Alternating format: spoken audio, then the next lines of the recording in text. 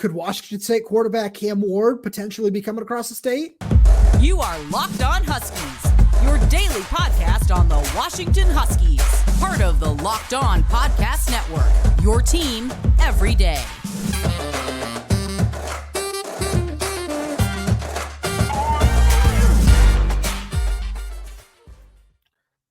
Welcome back into another edition of the Locked On Huskies podcast. I'm Rome Tomashoff. That's Lars Hanson. We write for Inside the Huskies of Fan Nation and Sports Illustrated. You can check out all our written work over there at si.com/college/Washington. Thank you for making this your first watch or first listen of the day. Today's episode is brought to you by PrizePicks. Go to prizepicks.com/LockedOnCollege and use code LockedOnCollege for a first deposit match up to $100. PrizePicks is daily fantasy sports made easy.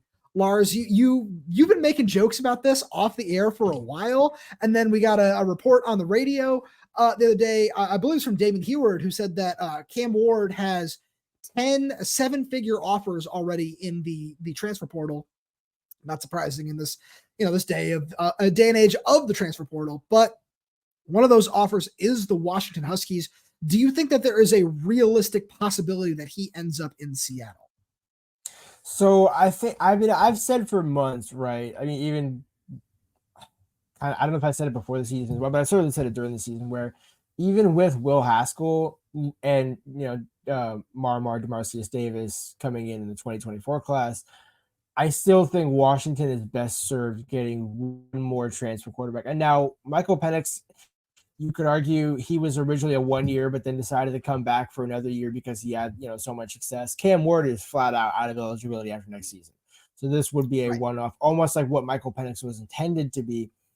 And the only real discussion is happening because you have Dylan Morris, who has one more year of eligibility left himself, right? And I think certainly with the way that he's carried himself, how Michael Penix has noted on multiple occasions that he's, played an integral role in him helping build that relationship between Penix and the locker room when he first got here. And there's all that stuff. And also, when Dylan threw his touchdown pass against Tulsa, right?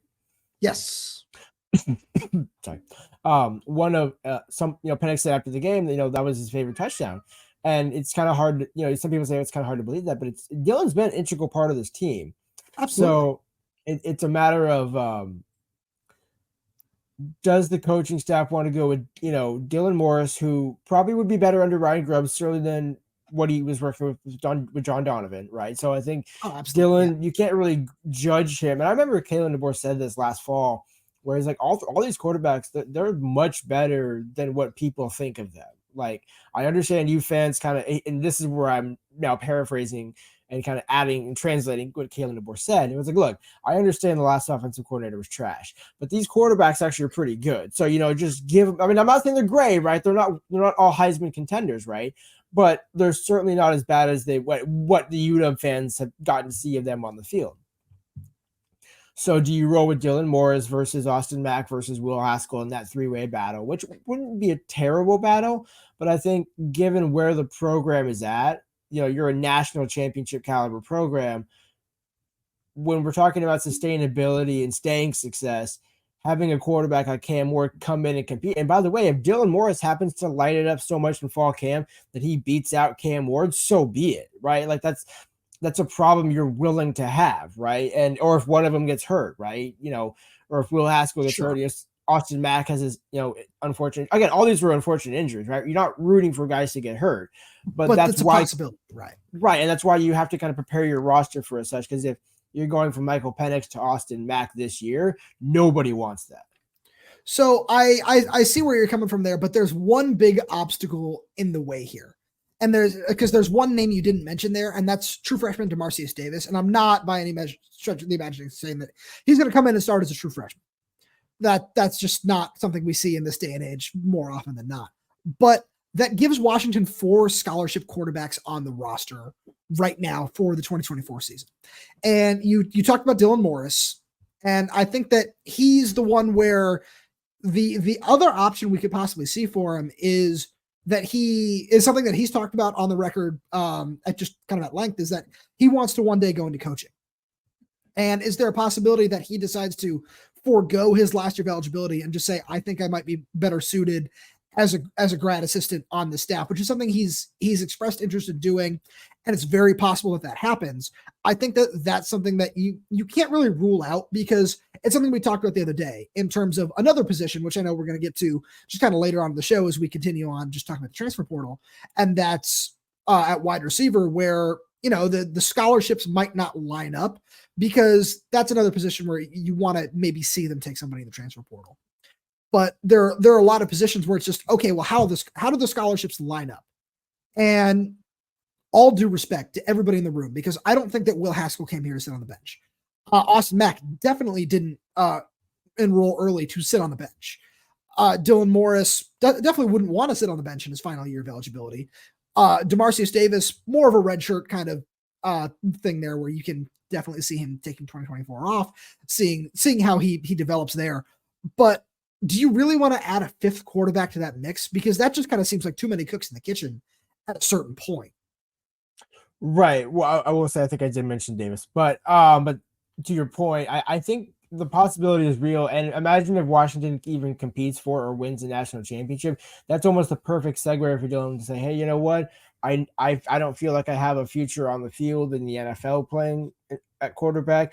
Let's use my scholarships fine. By the way, he loves the University of Washington. I think that's been proven throughout his time here, where local kid from Graham went to GK, goes to Washington, commits under Jonathan Smith, doesn't transfer. When Jacob Sermon, Sam Heward, the list goes on and on and on. Colson Yankoff, of all the guys that have transferred out in his Ethan Garbers, all of these guys have transferred out while Dylan's been here. And people forget Dylan Morris was an Elite 11 quarterback when Michael Penix came out of the same class and wasn't. So, there's some subjective things there. And again, you can't always judge a book by its cover. But I do think Dylan is certainly the type of kid and has the character to say, hey, you know what? I got a national championship ring on my finger. I don't know if I'm that quarterback to replace, but I want to be a part of this program and kind of help the next quarterback who is. I know we have some dudes on the roster. If we want to bring in somebody, we can. And he's a cerebral mind, Greg, in terms of reading and, know the game of football itself, right? Oh, yeah. He's a very smart quarterback. And so I think having that brain in the room, you want to keep him there. But to your point, he might be better suited without a scholarship. And obviously, I'm not saying he's going to say, yeah, I'll walk on my last year. It's like, no.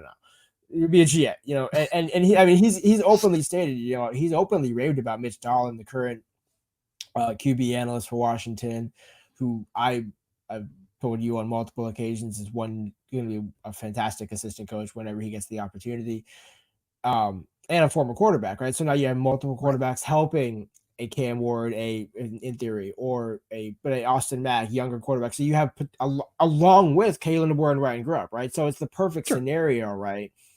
So I think I could certainly see that scenario playing out where Dylan says, hey, you know what? I got a national championship ring. I won a couple of I won a Pac-12 championship, all this and that. I'm ready to now go on and do other things for this program. Almost like Justin Glenn, right? Where he's evolved in his role in the university in the athletic department over time, where he's still always there on Saturdays, but he doesn't necessarily have to be the guy doing the main recruiting, but he's always going to be a guy, right? He's always going to be somebody who is a resource, somebody you want in the room, in the building, but how and what that role and title is might be a little bit different. I think Dylan kind of encapsulates that just as much.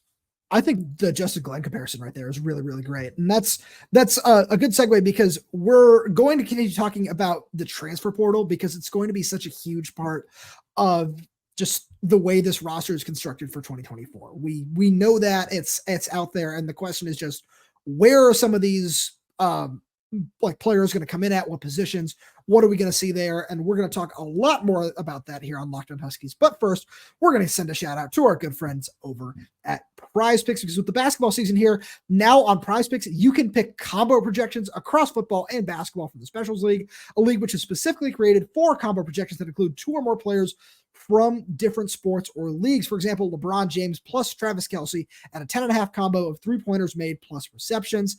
There's so much that just to love about Prize Picks. One of the best things is their reboot policy. which means your entries stay in place even if one of your players gets injured. For football and basketball games, if you have a player who exits the game in the first half and does not return in the second, that player is rebooted. PrizePicks is the only daily fantasy sports platform with an injury insurance policy. PrizePicks is so simple to play. You can make your picks and submit your entry in less than 60 seconds. And some of the things that make PrizePicks the number one daily fantasy sports app are quick withdrawals, easy gameplay, and an enormous selection of players and stat types. Do you want to get on the action? Go to prizepicks.com/lockdowncollege and use code LOCKDOWNCollege for a first deposit match up to $100. Again, go to prizepicks.com/lockdowncollege and use code LOCKDOWNCollege for a first deposit match up to $100. PrizePicks is daily fantasy sports made easy. Moving right along here, because Lars on Inside the Huskies, you had a great article with UPenn defensive tackle Joey Slackman the other day, who's just become a really hot commodity in the transfer portal since he entered his name in there. And so let's start with Joey. Let's start with the defensive line, because it feels like the interior of the defensive line, especially, there are going to be some transfers that we're seeing coming to Washington. Yeah, and I mean, I think it's a position that we've touched on recently that it almost has to, because of the number of guys you're losing up front. I mean, 3, 4, potentially even more guys, and you don't have, even you have a couple of bodies behind him, right? I mean, Javon Parker's the obvious one. Armon Parker is the one we haven't seen as much, but kind of based on how they came out of high school and things like that, you would feel like as long as he can stay healthy, he can get up to where Javon's at. And there's a couple other pieces, but there's not a lot of veteran presence for one, and there's not a lot of impact on the other side of it. And so that's why you look at Joey Slackman, who one of the top 4 or 5 graded players defensively by PFF in the Ivy League, first team all Ivy League selection this year. He's a game wrecker, but not just a pass rusher. He feels he's very good in the run against the run as well. So I think, I mean, he's got 12 tackles for loss, handful of sacks. You know, he's a guy where he's got 1 year of eligibility left, and it's almost like what we're looking at with quarterback, right? Where guys they see Washington is 22-2, 21-2, 22-2 now, yeah. 22-2 we're stacking wins here. You know, it's important here. Under Kalen DeBoer, so guys can recruits and players at other colleges and say, hey, that guy, they can win, right? You know, and they just need some help defensively. And you know, guys, he's got 1 year of eligibility left to be a grad transfer. When I talked to him last, was it Wednesday, Tuesday? Was it sometime last week that that Washington that he's going to narrow down his top 10 list by the end of November. So, you know, coming up pretty soon here, probably by the end of this week. And I would be surprised if Washington doesn't make that cut, just, you know, based on the initial conversations that he had. But I think it kind of addresses an overall point for Washington where, hey, we need some veteran presence coming back, even if we start Javon Parker, right? Even if I believe Fatui can come back. So even if some of the guys choose to come back, you still want to have a guy with legitimate experience. Also, he's Joey Slackman is a former wrestler, went to UPenn as a wrestler, then got told, hey, feel free to come out if you want to play football. And you can kind of just see that in him, right? In the way he impacts the game. So that would be a massive upgrade for Washington. Not just an addition, but an upgrade. Because this year they haven't really had a game wrecker up the middle that's a true defensive tackle, right? We've talked about how they lined up different guys in different places, but having that guy, that veteran, that could also bring on a Javon Parker, a Armon Parker. I know I'm forgetting a few names here. Some of the younger defensive linemen. Yeah. And also Anthony James, Alinius Davis, those kinds of guys. Alinius Davis was the one that I was thinking about, because it's like a guy that now that he's fully healthy, he's almost got a perfect body type to kind of fill that MJLA role. Having a veteran bring him up with him, that, you know, like Michael Penix has done for the quarterback room, and Rome and the receivers have done for the receiver room with the freshmen. Like that's why it's a player-led program by DeBoer, and so it's kind of proof is in the pudding, right? Where he's going after some of these veteran guys. Cam Ward's another veteran guy. You're not going and saying, hey, let's go bring in a redshirt freshman. Let's go bring Caden Hauser to see if he can compete with Austin Mack. It's like, what are we doing here? Like, you know, it's like, no, we just want those veteran top end guys who are just the cherry on top. So it almost feels in a way like Kalen DeBoer and his staff, what they're doing with these couple of classes is they're kind of patching holes that were left in recruiting by the previous regime, where the 21 and 22 classes, where there are some really good players in both classes, especially look at 22 guys like Lance Holtzclaw coming along really well, Parker Brailsford obviously being the big one. But there were still holes that they had to patch late in the class where, it's great when you go get guys like the Parker twins, Javion Green, who contributed last year and is kind of developing this year, where there are still good players, but you don't necessarily want to bring a lot of the guys in the 2023 class along, where we got a question in the YouTube where it was, are we going to see like Caleb Presley, Curly Reed, Anthony James? Are we going to see those guys play in the conference championship game? So no, that's not necessarily, they're not ready for that kind of moment, according to the defensive staff. And that it's something where you kind of want to wait and see. So, and give them another year to develop, right? Where you can look at those kinds of guys and they're going to compete for playing time next year for sure. But why not have them compete with, like top tier, like go get a Jabbar Muhammad kind of corner. The name is escaping me. That one of the UConn's top corner just entered the transfer portal. That kid can play. I would love to see him in this defense. That would be a huge addition. Go get a safety, like the Wazoo kid, Jaden Hicks. Like go get somebody like that too, where those are the kinds of names that you want to see this team add, especially on the defensive side, where you can talk about some offensive guys too, or getting an offensive lineman or two might be really helpful depending on, the situation at tackle. If we see both Troy Fautanu and Roger Rosengarten enter the NFL draft, which is really likely, we'll end up talking a little bit more about receiver in the next couple of weeks, kind of see how that position is going to play out in terms of scholarships. Or running back is going to be interesting too, because Dylan Johnson does have another year of eligibility. And that's one where I feel like you and I both expect him to enter his name into the NFL draft, but we'll kind of see how that one plays out as well. So there are a whole lot of positions where it's okay. Like, yeah, you can see them getting somebody here, but I feel like all the instant impact position, or all the instant impact names that we're going to see are all going to come on the defensive side of the ball. Yeah, that's kind of the sense that I get as well, because the offense doesn't need much, right? I mean, especially with Cam Davis coming back, Gardner Millar coming back. I mean, we'll touch on it maybe a little bit, but I mean, you don't need as many pieces on offense. Defense, you need. I mean, yeah, I'm not sure there's a single position. I mean, you could even say linebacker.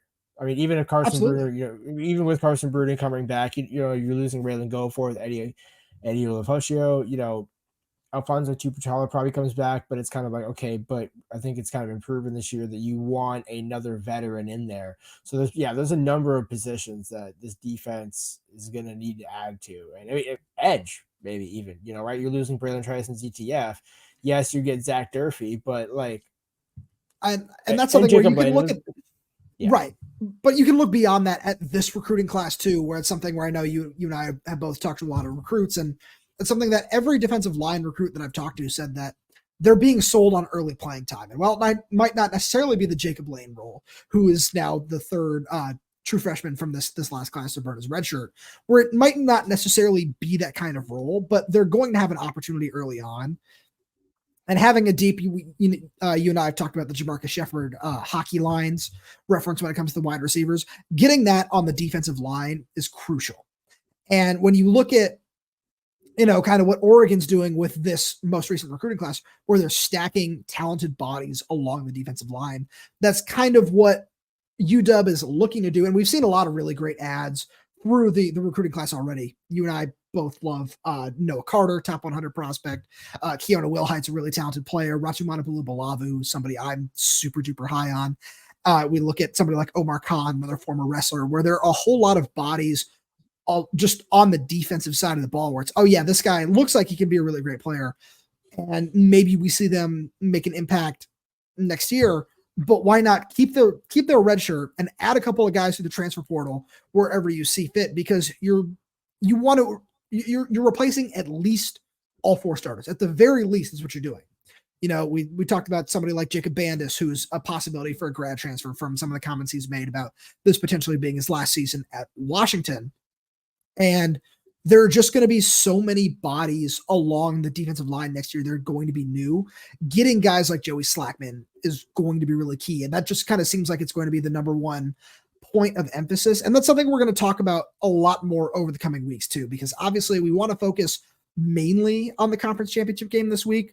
You and I are going to be doing our keys to the game on Thursday, so make sure you stick around for that. And then our buddy Spencer McLaughlin will be doing a crossover with him once again on Friday. So we just wanted to make sure that we kind of got this out into the air now, because once the transfer portal officially opens next Monday, it's going to be full go. And just stay right here on Locked On Huskies. We're going to be all over that kind of stuff. It'll just be the other thing too to consider with all of this is when do the transitions happen, right? Because a bunch of guys are going to enter the portal. Joey Slackman is somebody who wants to have his decision done by Christmas, but some of these other guys could take a couple of months to decide. They could take visits in January, things like that, and still transfer in February and roll in time for March for the spring quarter. So it's not necessarily that you're going to get all these answers right away, because there could also be coaching changes too, and those are always fluid, because right now you're playing for a conference championship, so you're not making those unilateral changes right now. No, you're absolutely right. And next on Locked On Huskies, it's time to get into some more award talk, because there are 4 award finalists on this team. 2 of them are Michael Penix, but they're finalists for 4 awards on this team, and it's exciting to talk about. I feel like we're going to spend the most time on the Biletnikoff Award, because we've seen a lot of talk about Troy Franklin potentially being included over one of those 3 players. So I'm sure we'll get way more into that. But whenever we talk about recruiting, we got to talk about our friends over at LinkedIn, because when you're hiring for your small business, you want to have as many top tier candidates as possible to interview. That's why you should check out LinkedIn Jobs. LinkedIn Jobs is the tools to help find the right professionals for your team faster and for free. LinkedIn isn't just another job board. LinkedIn has a vast network of more than 1 billion professionals, which makes it the best place to hire. Hiring is easy when you have that many quality candidates. So easy, in fact, that 86% of small businesses get a qualified candidate within 24 hours. LinkedIn knows that small businesses are wearing so many hats and might not have the time or resources to hire. Thankfully, with LinkedIn, that process is intuitive, quick, and easy. They even just launched a feature that helps you write job descriptions, making the process even easier and quicker. Post your job for free at linkedin.com/lockedoncollege. That's linkedin.com/lockedoncollege. Post your job for free. Terms and conditions apply.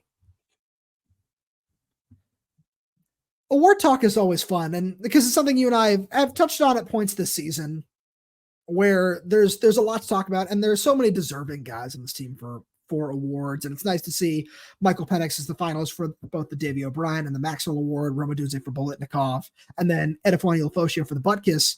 But I feel like Rome Odunze for the Biletnikoff is the one that we should talk the most about, because the 3 finalists are him, LSU's Malik Neighbors, and Ohio State's Marvin Harrison. And do you feel that, like, maybe we won't spend a whole ton of time on the Oregon aspect of it, with it, being conference championship week and all, but do you feel that Troy Franklin should have been included over one of these guys, or do you like this list kind of as it is? And what do you think of Rome's chances? So, I mean, the argument here, the problem is you're replacing Troy Franklin with Marvin Harrison Jr., and that's never going to happen. Like that would have been the one to replace, I believe, because based on the numbers, Rome, I know, is up there. I know, again, at the same point, people will say, well, hang on a minute.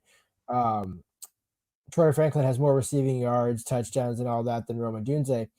So like 24 yards, it's not. And right, but no. Well, I mean, it's the same people that are also saying that, Bo Nix has more passing yards than Michael Penix, and it's like, yeah, again, by the same amount of numbers. So you're really splitting hairs here. And when you're looking at Rome, he's done it while basically being everybody knows where the ball is going, right? Everybody knows, which is so bizarre to see. And Ryan Grubb, I think, touched on it on Monday, where it's like, yeah, we keep getting like one-on-one coverage. I don't know what's happening here, but like people keep putting Rome one-on-one on the outside, and I'm like, okay, I'm sure he appreciates it. It's almost like okay, like what's the end game here? Like, are you guys point shaving or what's going on? Because like there's some serious questions going on here. Like, why? Like it does, but I mean, Rome will take it. But the other thing is, even when those are really good matchups, right? I mean, again, Oregon's backup cornerback in the 4th quarter in October, but I mean, he still makes all those contested catches, all those tough catches, and it's not easy, right? It's you got one-on-one, you got to beat the guy in front of you, but most of his catches have been very very tight, right? Not difficult, but kind of just all like very contested. Very yeah. And it's never. I mean, what's funny is I remember Rome said last year, he's like, I'll never go down for free. And you can see that fight in his game this year where it takes 4 or 5 guys just to tackle him, when he does have multiple guys on him. And he's drawn double and triple coverages this year. So it's like no other unit receiver has had that. I mean, Jalen Polk has gotten close at times where he's usually drawn double coverage and things like that, but it's kind of a 1.5 coverage. It's not a true double coverage. So I agree with you there. And then it goes into something that you and I have talked about a lot on this program where Jamarcus Shepard, an NFL scout that I've talked to, have all just kind of harped it was all offseason long. The biggest thing they harped on when it came to Rome Odunze was this guy needs to be more physical. This guy needs to be more physical at the point of attack, needs to come down with more contested catches, do all that sort of thing. And Rome is somebody who you and I really both love to interview. Is one of the just humble, really nice kid, one of the best interviews on this team, in my personal opinion. And it's just, you always just kind of see what kind of person he is whenever you talk to him, that he's heard this and just acknowledged, I know I need to get better at that. And he's shown that all season long. And we can kind of take it a step further because in every big moment, they look at Rome Odunze. He's always the guy that ends up with the target. Look at the 4th and 1 against Wazoo. Who had the ball in his hands? Rome Odunze. That's just kind of how it's worked all season long. And not only has he been one of the best receivers in the country, and if I had a vote, I would definitely vote for him. And I've watched Malik Neighbors. I think he's super talented. Marvin Harrison is Marvin Harrison. Love watching that dude play. But Rome Odunze has done it on every level for the Huskies this season, because not only has he scored 13 touchdowns as a receiver, but he's also got a rushing touchdown to his name, and he's got the punt return touchdown too. He has done it in every way, shape, and form this season, and that dude just he deserves to be the first Husky to win the Biletnikoff Award. No doubt. And I mean, I think there's a bit of irony where I think if I look up, I know the Biletnikoff redid their design of the award. But if you look at the Biletnikoff, it almost reminds me of how he caught a couple of his passes where it's like, it's almost kind of like destined for him. And I remember before the season, I'm going to say this right now, that I had my bold prediction was Rome Odunze would win the Biletnikoff. And the reason why I said that is because, well, if Washington does what it needs to do, yes, Michael Penix is going to be, probably in New York and doing all that. That's almost a foregone conclusion. But that means Rome Odunze had to step up. It had to be that guy. And he's been that guy, even with or without Jalen McMillan, with or without Jalen Polk. I mean, when we go back to that final conversion against Oregon State, you had 4 receivers to the right side of the line. Yes. And Rome Odunze had 1-on-1 on the bottom to the left. Penix didn't even bother looking to the right. No, he knew where he was going with that ball the whole time. And he had that double pump. He's like, oh, no, it's not there. Oh, there it is. It's like I'm not even worried about it. It's like, yeah, you know what? Forget these guys. Yeah, bro, no, there it is. And just got it in there. And it's like, right. There's a different connection those two have. I mean, I was gonna say it's almost unfortunate that J-Max got the 11 because 911 that would just be a perfect. That would be a perfect. That would be fantastic. Simple Seattle t-shirt right there. Oh, that'd be great. I think that one thing that we should also talk about when it comes to Michael Penix is he hasn't played his best football in a while. It's been a long time since we've seen him back at the top of his game, probably since that Oregon game. And he's the finalist for a couple of awards. He's probably not the betting favorite in terms of any of these right now. But do you think that he could get back there with a strong performance against Oregon this weekend? Or excuse me, on Friday. Well, yeah. I mean, I think here's the thing. If Michael Penix is an undefeated Pac-12 champion, the other 2 finalists likely for the Heisman are Bo Nix and Jaden Daniels, who have a combined 4 losses. I mean, I understand that would be 5 if they win. Right. Actually, yeah, good point. Yeah. And so even more to the point, it's like I understand Michael Penix is not Caleb Williams. He doesn't have the 4.4 run speed of Bo Nix or whatever Bo runs at. And Jaden Daniels, obviously, he runs more than Michael Penix does. But the Heisman Trophy goes to the best player on the best team that, without Michael Penix, Washington is not where they are. Yes, Rome Odunze and Biletnikoff and Eddie and all those guys, great, fantastic, but they're not here without Michael Penix. And if he beats Bo Nix twice in the same season in 2 top 10 matchups and doesn't win the Heisman,